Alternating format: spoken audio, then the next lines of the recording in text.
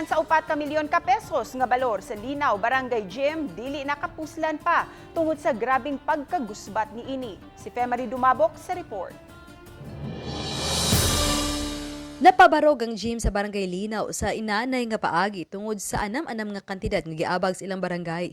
Mato ni Kapitan Ulysses Ragana sa Barangay Linaw nga di mahulagway ang kakusog sa hangin sa Bagyong Odette nga nikuso-kuso sa ilang dapit. Hinungdan nga nakatampo kini sa pagkahugno sa usa ka dakong punuan sa kahoy paingon ngadto sa ilang barangay gym. Nami 2.0 niya sa human nga maklear ni diri sa kuwa taga namigo signal amo po itong ipahinay-hinay po dire niya. Sa pagkakaroon, nagpaabot pa og clearance si Raganas sa Commission on Audit aron mapatindog og balik ang maong barangay gym.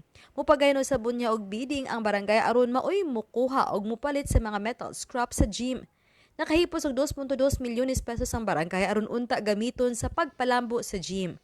Apan karon mo na kini ang gamiton sa barangay sa pagpabarog sa bag-ong barangay gym.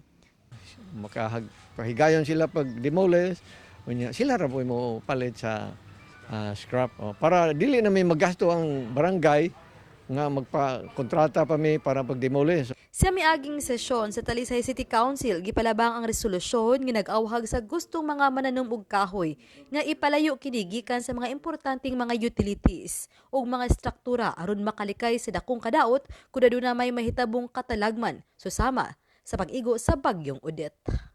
Uban ni June Sulon, ako si Femari Dumabok. Balitang Bisdak!